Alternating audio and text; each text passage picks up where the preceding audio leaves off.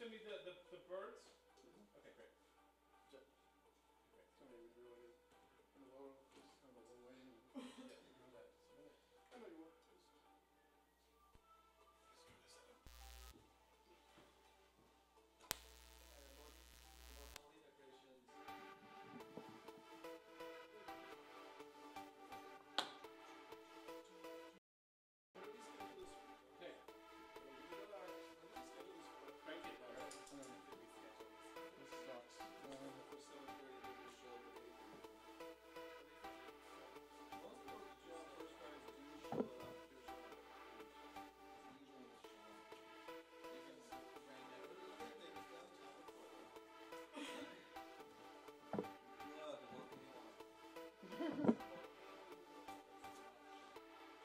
So David, what do I need to do? I need to send you 2 links. I need to send you the link to part 1. I'll send you those.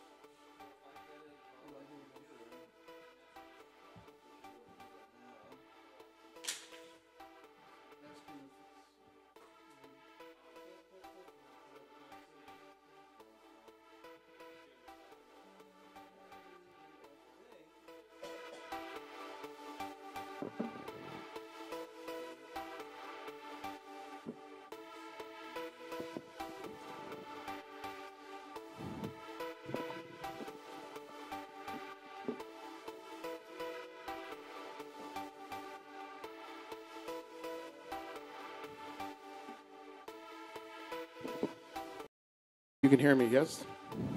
Great. Yeah, babe.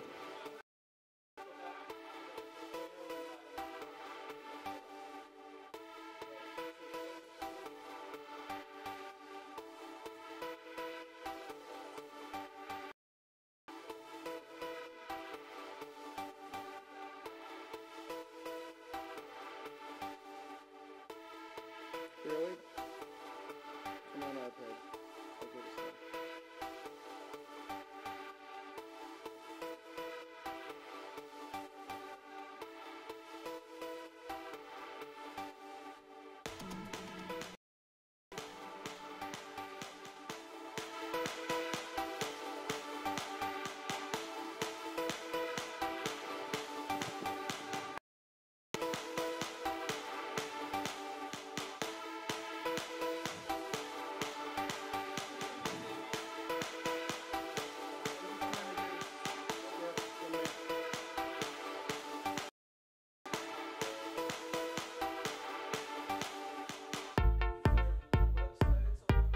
Yeah, yeah. He needs, his, one of those 2 links.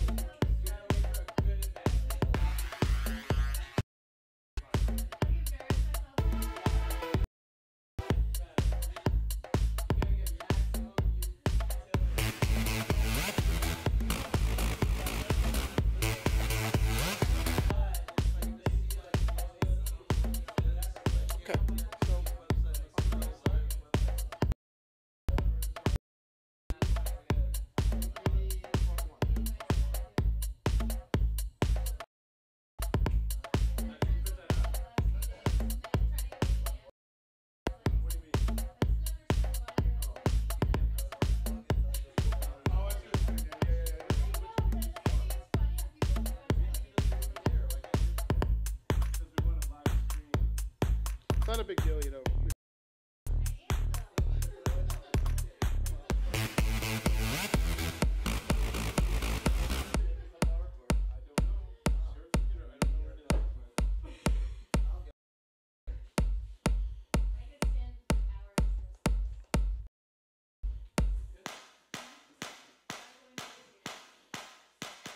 I'm ready whenever you are, man.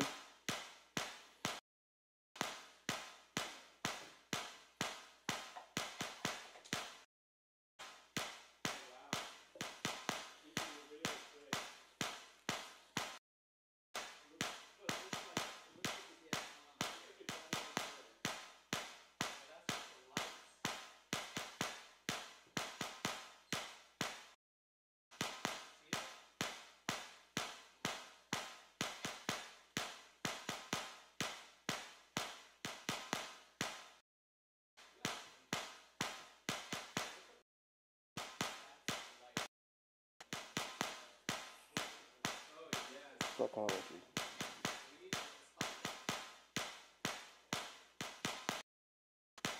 There's a special somewhere.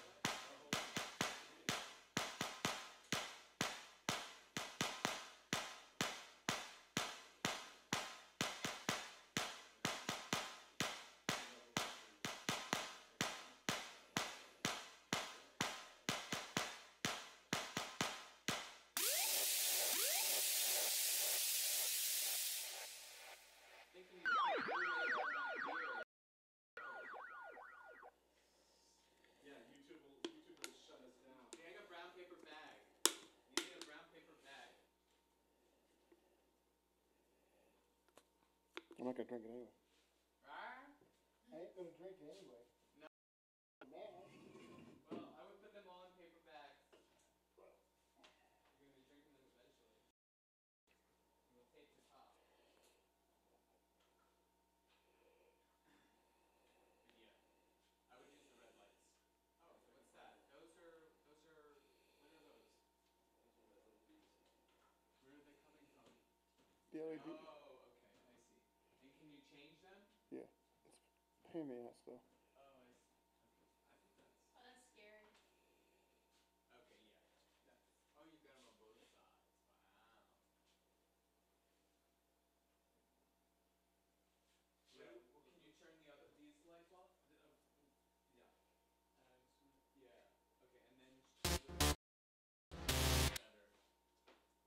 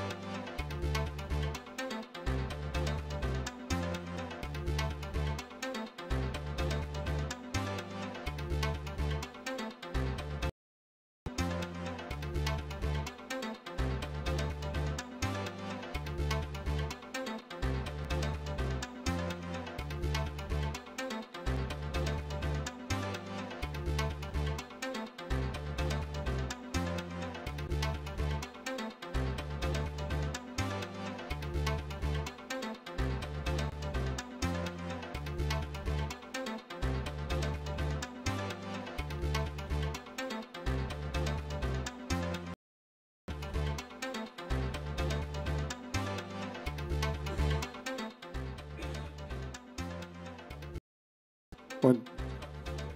Okay. Let me know when we're going on, alright? Let me know when I'm on. Well, we're on. So we're live streaming. So I'm ready to start?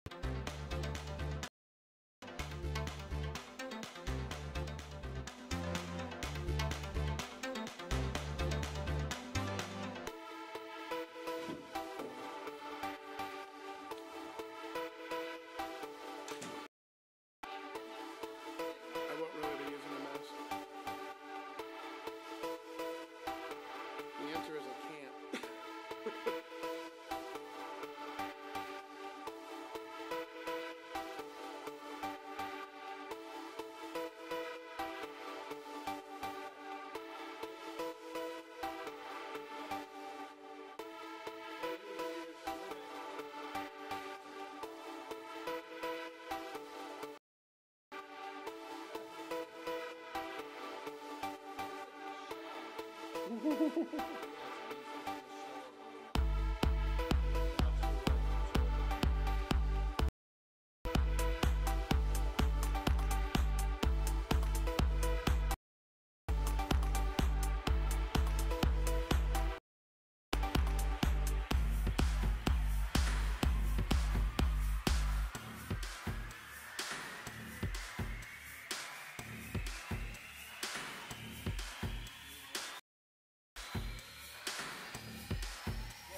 got like 100 watching me right now.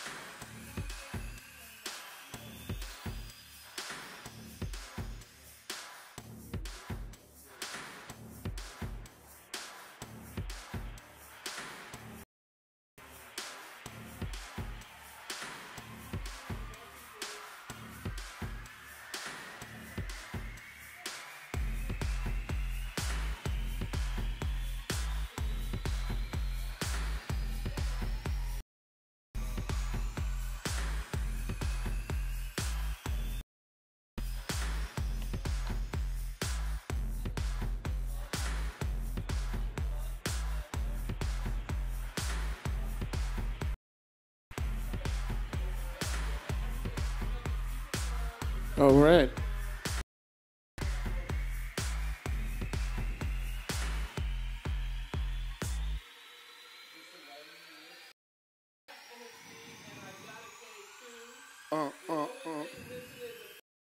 You girl, ready, set, blankology. So, this is Burn It Down. No, I'm gonna lecture for a bit, and then we'll get there. So, fuckology, in the work of French philosopher Gilles Deleuze, is philosophy's condition of invention. In the Sex Pistols, it's the condition of resistance. In the work of Alain Badiou, this is the event. In my usage, it's a Patti Smith-inspired expression of being fucked, in the state of being fucked. A Dasein, a thrownness in Heidegger, as a stated being in the world, as in a gift, as in something more chemical, metabolic, as a way of engaging and evolving, the state of being fucked in a moment of collapse, and an eventual release of what could be called not the return of the repressed, but the return of everything. From within, you glimpse nothing, and they bounce back and forth.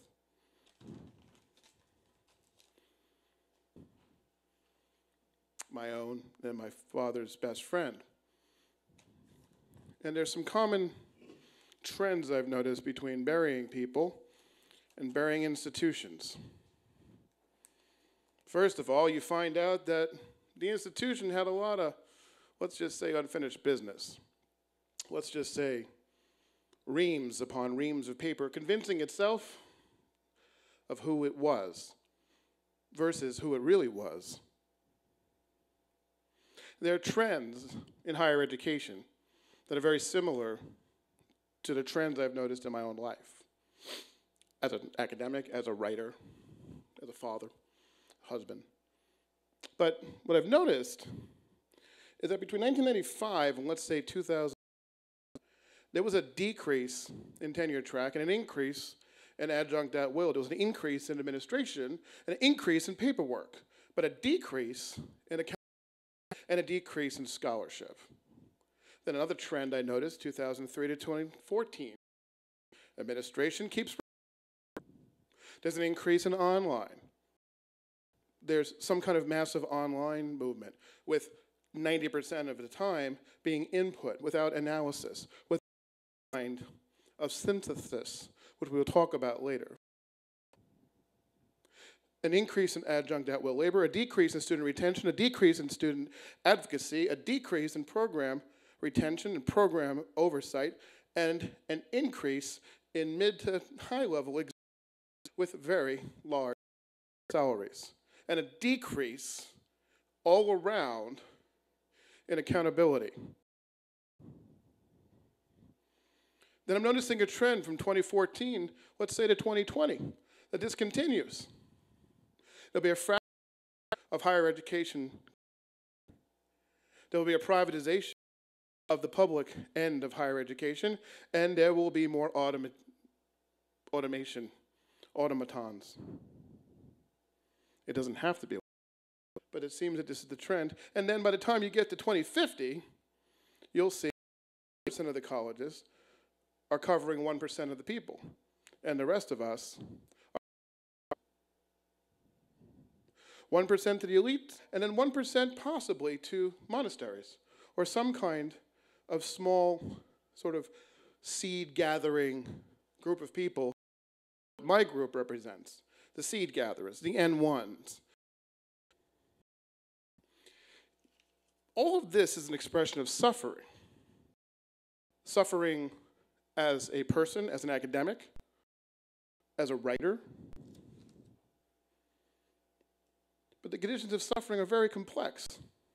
But there's one common trait this collective suffering has taught me across the decades, is that there seems to be a refusal for people to acknowledge just how fucked they are.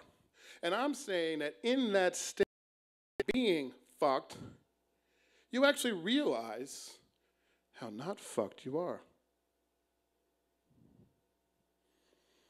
I'm grateful for Patti Smith and Doug Anderson, who taught me in 1999, many, many years before this moment, that I was able to even fully hear them. And thanks is due to who we'll be hearing later, and the voices that travel across many into wherever David Fairbanks Ford will take us in his rendering of Adjunctski.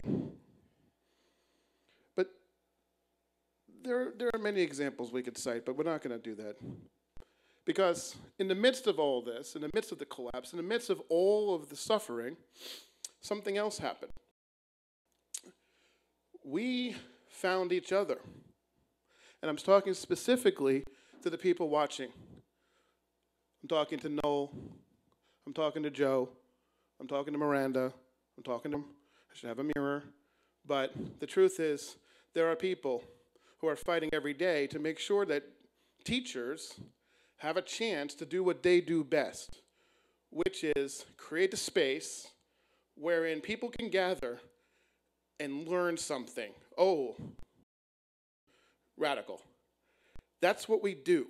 We create the space in which people can.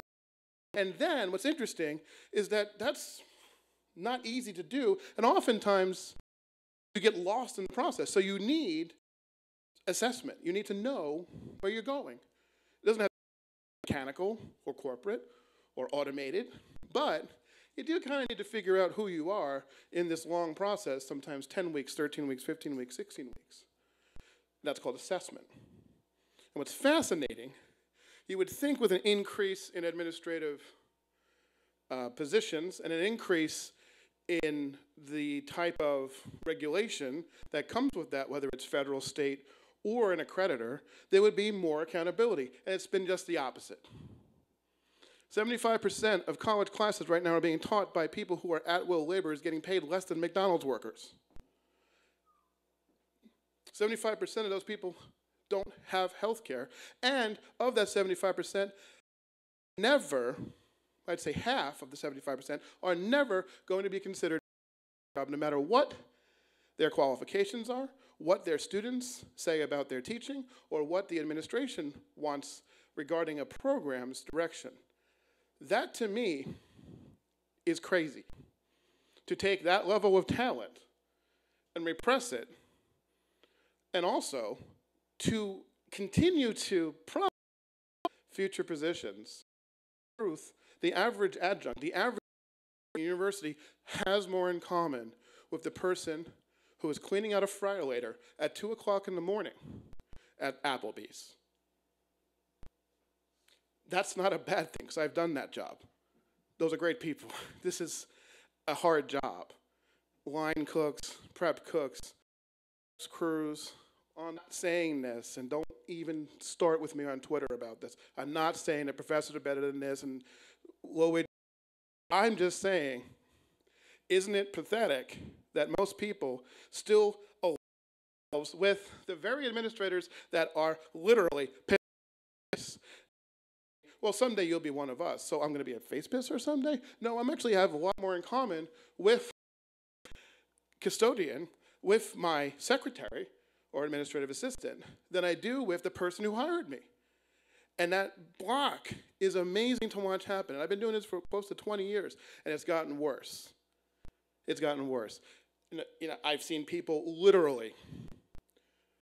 themselves, well, next term will be different. I went from 7 courses to 0, well, I guess it's different. Really? On what planet? And it's time to wake up. It's time to say, you know what? We are a group of people that bring forward knowledge that's needed right now about how to live in normal times, argue with, and quite honestly dismiss climate change deniers, people who are comfortable with burning bushes, can't see a burning planet. You have to learn how to engage them, because what we do is we either dismiss them or we make fun of them. You have to engage them directly, and the only way you can do that is you have to know, you have to understand where they're coming from, and at some point you probably will dismiss them, and they probably will dismiss you, but somewhere in that little space called a classroom, you're going to find a way to have a conversation. No, I don't believe in Jesus. What do you believe in? I believe in the Savior. Oh, that's really cool. How did you do that? I don't know. One day, sort of like, I'm fucked. I'm like, oh my God, I was at the same place. One day I was like, oh my God, I'm so fucked. Right, Jesus. And I didn't. What do they have in common? Jesus, non-Jesus? No, they have the fucked part. The part where their lives come to a point where they have to. One chooses Jesus, one chooses spaghetti monster, one chooses humanism, one chooses the work of Slavoj Žižek and Alain Badiou, like myself. We all make that we have this common, this intersection is what my work of higher educators try to find and encourage people to find, because we're not going to be able to have those conversations, and if we can't have those conversations, then what is the point? Why bother education? There's another little part here I wanted to share with you, because it came this afternoon pretty fast. And I was the former dean of Lebanon College. I was a dean up until Tuesday. Thank you. I wish I had an applause thing on here. I don't. The best I have is a special effect. Yeah, that's not helping. I feel like I'm under attack now. Anyway, so in closing college, I've came to discover that no one really means, because most colleges disappear. They get absorbed. And what's interesting is we were done and didn't know really what to do, so we came up with a strategy really fast, mostly focused on students, focused on the staff and faculty. By the time you come to the middle of August, jobs are few and far between. So we find programs. So, but my job after the closing for about 6 months was paperwork and trying to figure out what exactly happened. I found in binder after binder after binder, this college no different than any of the colleges around. Only this college had made choices that led to extraordinary debt to the small institute, and it goes like this. Endless work. It's endless. Not automated, not online, no PDF, not a Google Doc and site, just reams and reams and reams of paper. Little accountability, administrative staffing. Accreditation does not guarantee accountability or oversight. You'd think it does, but it doesn't. It just is more paper. At least that was my. You have people on board that have no education experience. Zero. And what they do have is board experience from other institutions. Not mission focused. You have a mission, like the team has a mission, and one academy has a mission, the Lila project has a mission, people who are watching from other projects, you have to be mission focused. Why do we do what we do? And then you ask the question, The assessment question is, I know I'm doing what I say I'm doing, and to change the thing that I claim, or stop doing the thing that's causing so many problems, like endless paperwork. Here's another one, number 6. Rapid, rampant, sinful index worth of work. I had a PhD.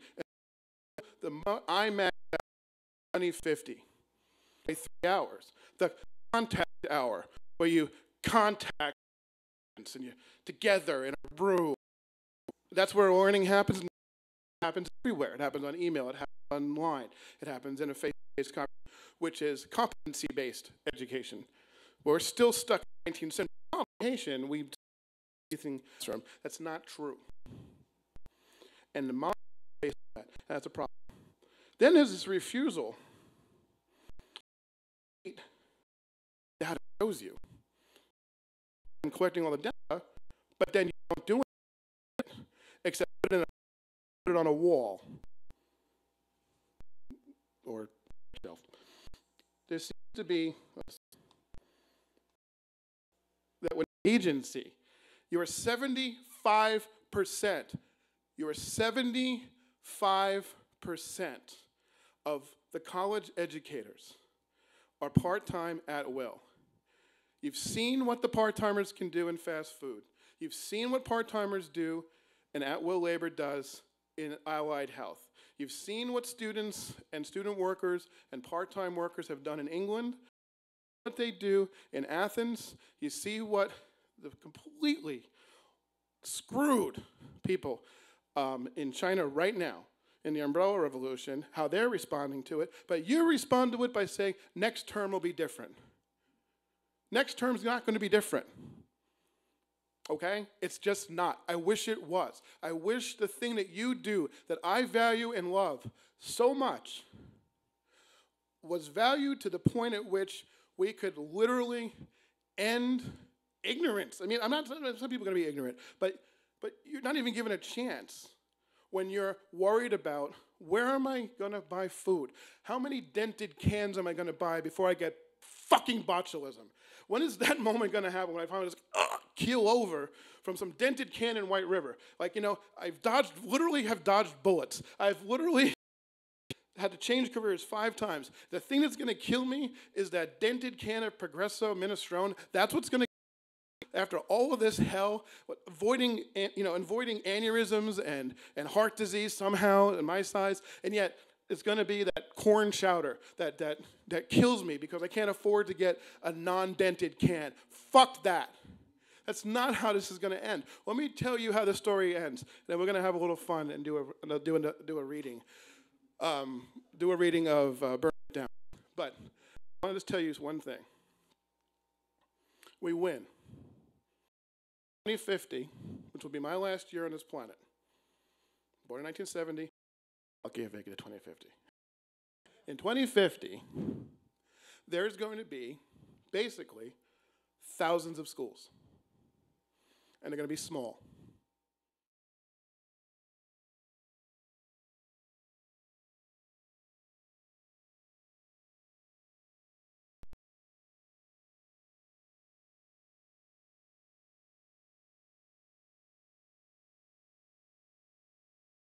What was maddening to the point of needing therapy was not getting paid at all for all of my work.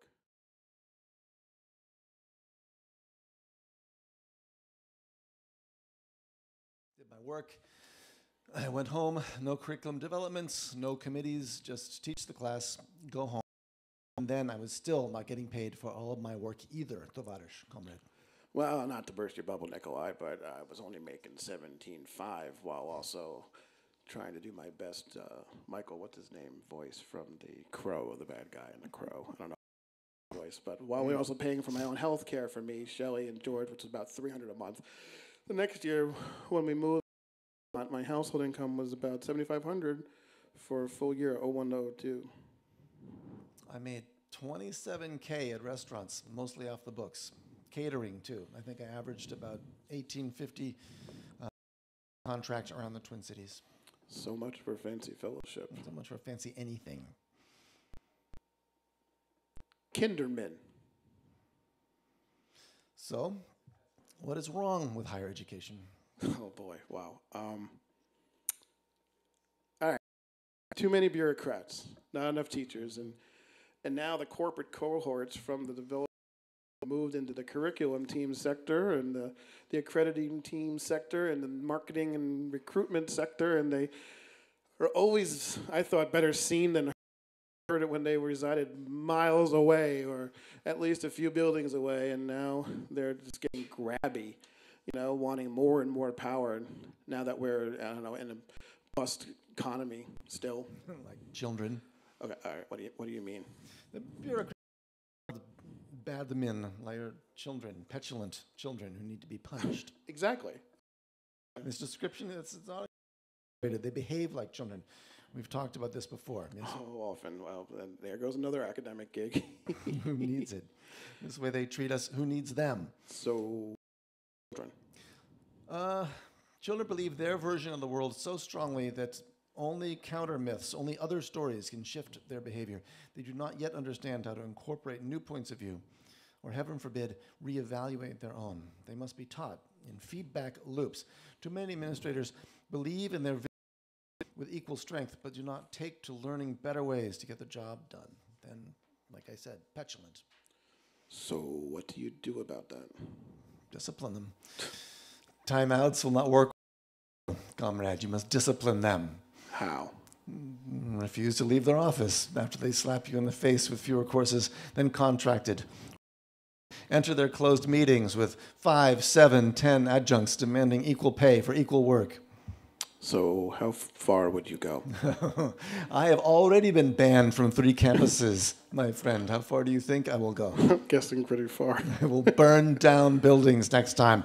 I will burn tires and disrupt operations and call on cyber friends to shut their entire operation down the next time the administrator steals from me. They steal our labor, our intellectual property. They smile at us as they say it's just business. And I am starting to wonder, my friend, if we as teachers need our Lenin moment. Oh, you mean when teachers pick up guns? Oligarchs are oligarchs, and they tend not to change until they have a gun in the face. All right. I cannot advocate for violence, Nikolai. Come on. That's because you grew up privileged on Long Island, and that fact clouds everything you do. Fuck off.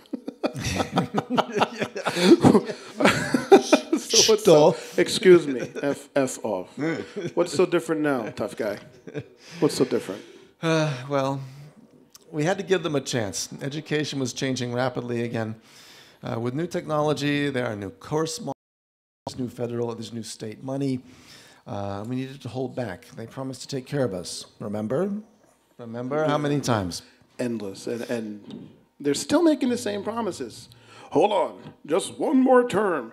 It'll be different next year. And my favorite, hey, like, if it were up to me, I'd hire you for 3 times the salary. Well, stupid. It's not very, it's exactly up to you because you're the effing academic dean who hired me and who authorized pay increases. Ugh. Throw the worst administrators to the dogs. Those bad men who have endless job titles and reams of paperwork to support their endless job titles. Did you ever notice how much these people have the thinnest human resource files? So they'd never actually been collecting an exorbitant paycheck to produce nothing, like some manager in a Kafka story. Demand the resignation of anybody who denies adjuncts timely and equitable pay. All right, though. You ever notice how these administrators always have their salaries paid on time, yet the adjuncts and other at-will workers have to wait 6 weeks? Gather together on campus around the world and tell your stories. Tell the moment your professional life you have finally said enough is enough. You ever notice how the smart people who study equity for a living and teach about social movements are the ones to get it, talking about revolution? Then the conversation continued. Burn it down. No, I don't. Then I will do both voices. Do both I will do both voices. We can go off the same sheet. We can cheat up the same sheet. That's fine. Come on.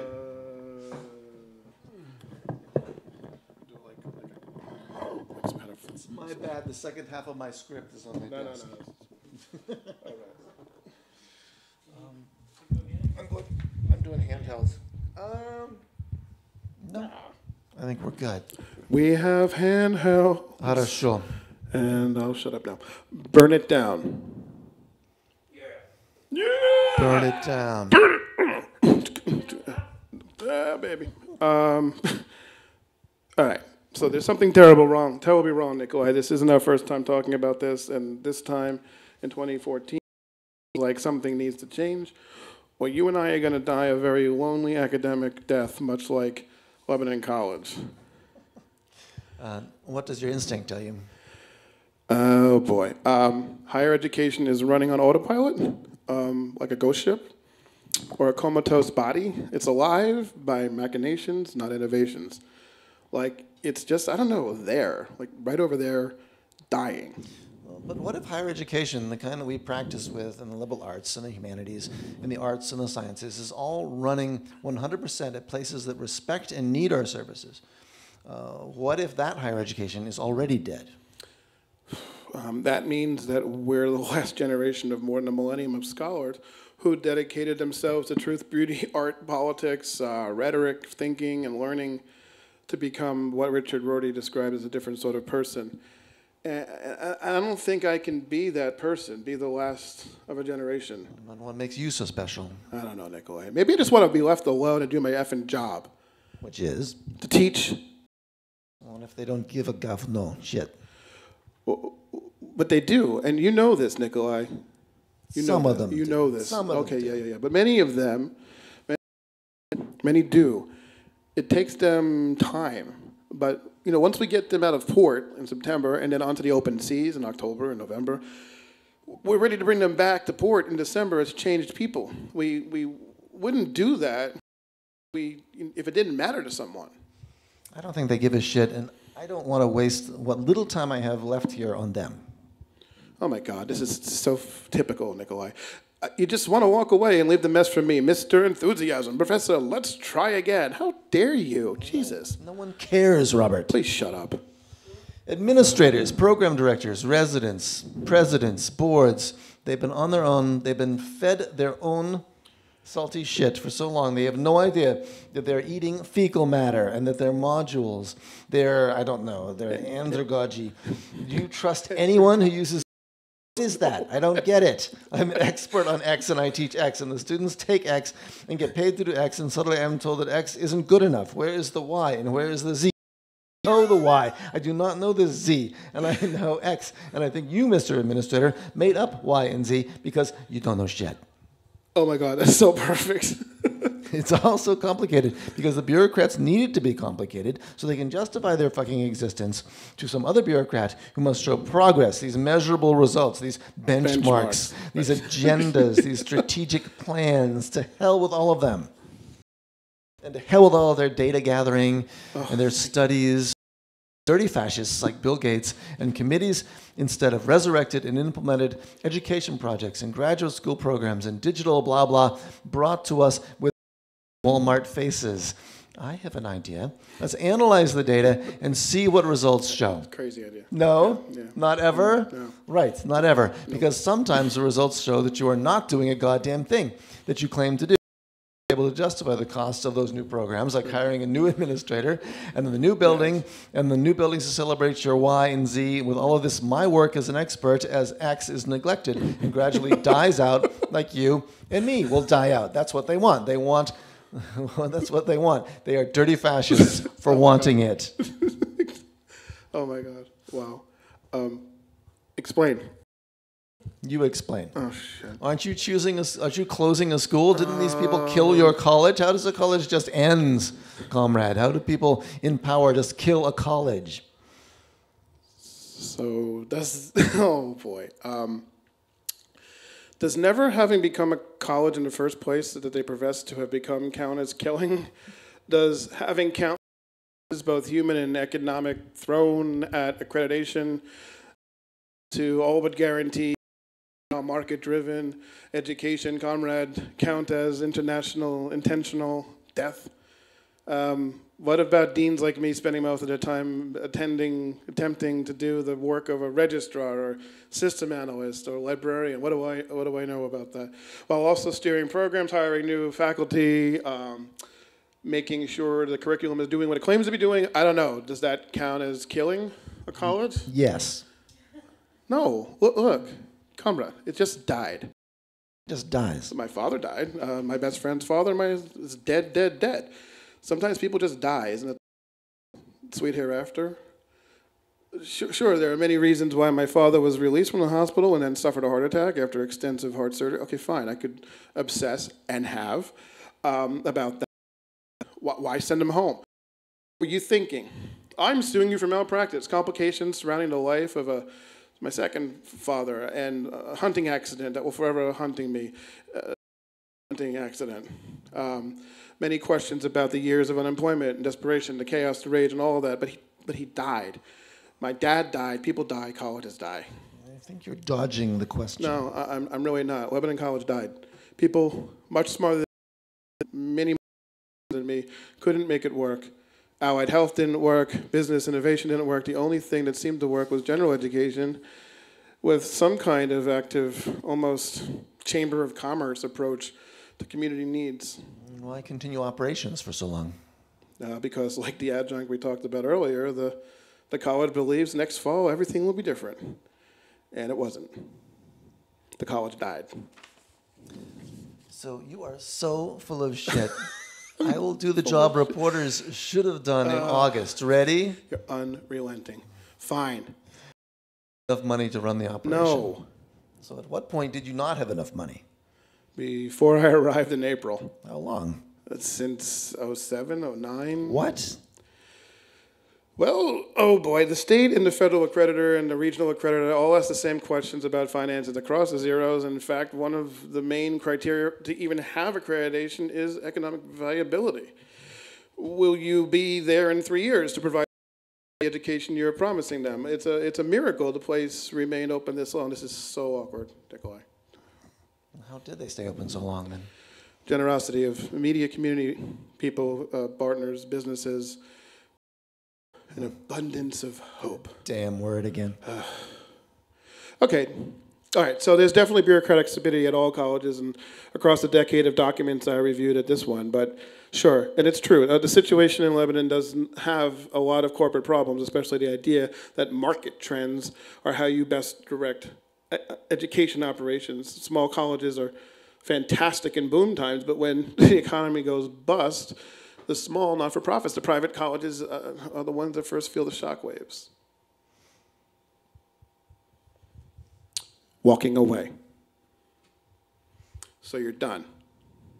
I'm done. As in? I'm going to burn the whole thing down and then take a long vacation. Why now? Why not now? It's not getting better. True. So we burn it down. What is the scene from Batman Begins? Yes. In many ways, I am your teacher trying to tell you to mind your corners for years. Burn the city. The academic social experiment failed. The fascists once again took over. See, the sad thing, though, is we invited them in. We were mesmerized by all the talks of measurable outcomes and strategic planning and essential goals and transparency. I'm going to throw up. And shared governance. I love that. You have to claim it. I love that. It's like, we're going to share governance. Oh, isn't that what governance kind of is? And best practices, which, by the way, has 1930s written all over it. It has sounded so legit. It sounded so corporate and, honestly, stable. And I think that's why people were attracted to it. It sounded like a breather from the endless unpaid work and the daily, no hourly need to get back on your feet and try to tasks. But this time, this magical time, with a plan, with a strategic plan, with something akin to something to hold on to, governance, executive leadership. We sounded like the Tuck School, right?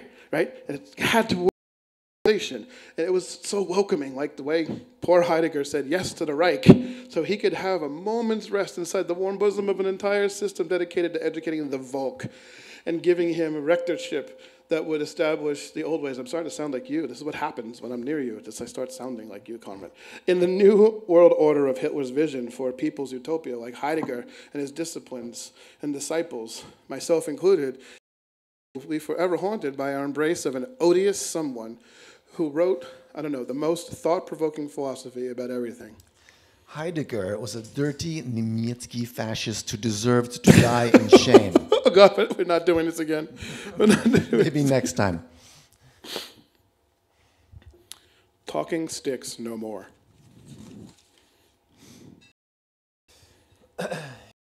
Never leave, like the Eagles song, yes? I only know how to do this, though.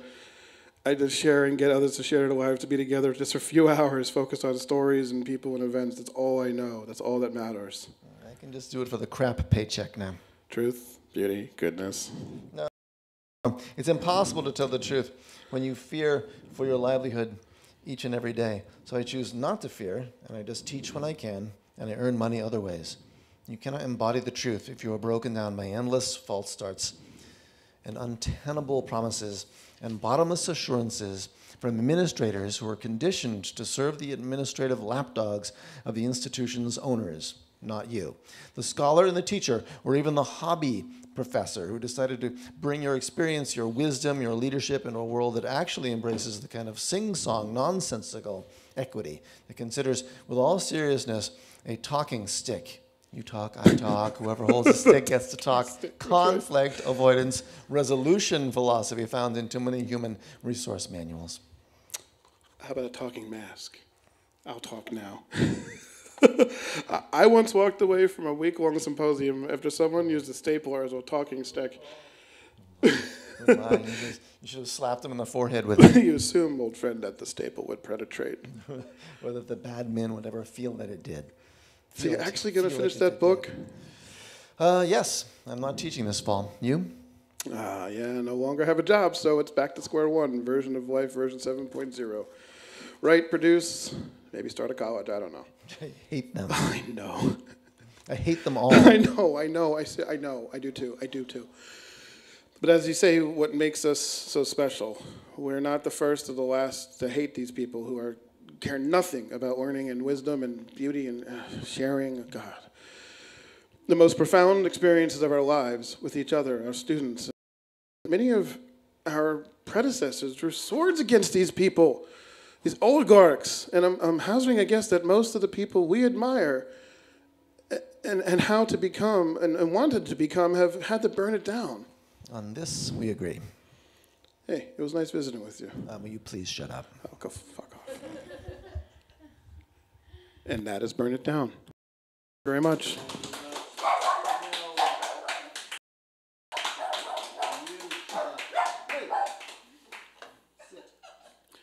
Once again, thanking my comrades online, thanking Noel, Joe, Miranda, Bree, Lydia, and so many people watching. We are going to win this. We are going to win this. Thank you very much. What was that? Some beats. That was the static beats. Where's the hat? Where's the hat? That's right there.